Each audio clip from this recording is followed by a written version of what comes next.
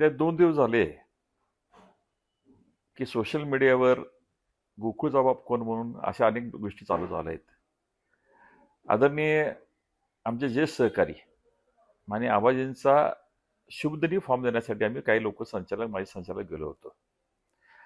त्यावेळी पत्रकारांनी विचारले की तुमच्यात मोठा भाऊ कोण, आणि हा राजकीय प्रश्न असला कारण सध्या मोठा वाद चालू आहे की मोठा भाऊ कोण. ह्या निवडणुकीच्या पार्श्वभूमीवर विचारल्यानंतर मी त्यांना उत्तर दिलं की आम्ही भाऊ भाऊ आहोत, आणि खऱ्या अर्थाने वयानं 77 वय झालेले आणि त्यांना सगळेजण आबाजी म्हणतात, ते खऱ्या अर्थानं राजकीयदृष्ट्या या गोकुळचे बाप आहेत, अशा पद्धतीनं मी बोललो गेलो होतो. ह्याचा विपर्यास वेगळ्या पद्धतीने चालला की कुणाची तर तुलना कुणाच्या ज्येष्ठ नेत्याच्यावर चालू केली. स्वर्गीय आनंदराव पाटील सोयकरांनी हा संघ फार मोठा केला आहे, अतिशय कष्टातून ते गेलेले आहेत.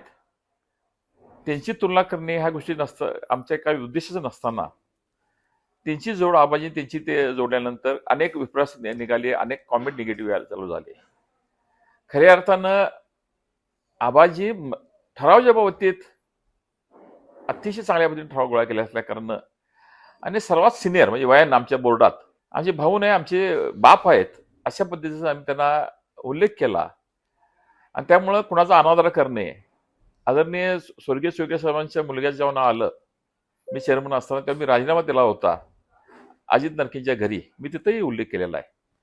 आणि ते जर स्वर्गीय आनंदराव पाटील सोयकरांच्या एखादा मुलगा ह्या गोकुळचा चेअरमन होत असेल, अजित नरके मी त्यांचे पाहुणे असल्या कारण मी राजीनामा दिला होता, भविष्यात पुढच्या घडामोडी आम्हाला का माहीत नाही आहेत, तर त्यांच्यावर रिस्पेक्ट असल्या कारणानं, आणि त्याचबरोबर स्वर्गीय आनंदराव पाटील सोयकरांनी अरुण नरकेंच्या पासून आमच्या परत सगळ्यांना बोर्डात घेतलेला आहे.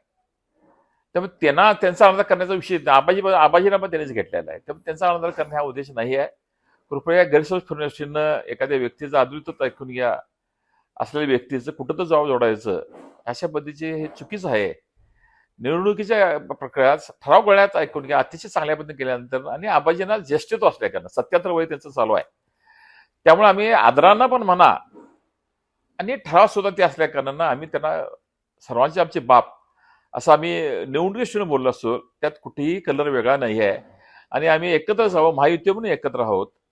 त्या कुणी काही म्हणतं असलं तर महायुती म्हणून आम्ही भूमिका पुढे जाणार असल्या कारणानं त्यात कुठेही गैरसमज करा, कोणाला मोठा करणे, आम्ही भाऊ आहे ऐकून घ्या, आमच्याचे ज्येष्ठ आहेत म्हणून आम्ही मान दिला, त्यामुळे कुठेही कृपया ह्याचा गैरसमज करू नये आणि ह्या विषयाला पूर्णविराम द्यावा. आणि बोलायचं झालं तर खऱ्या अर्थानं कोल्हापूर जिल्ह्याचे हजारो दूध उत्पादकच हे खऱ्या अर्थाने गोकुळचे मायबाप आहेत. हे वस्तुस्थिती जरी असली तर ते ह्याला कुठे विपरास करू नये.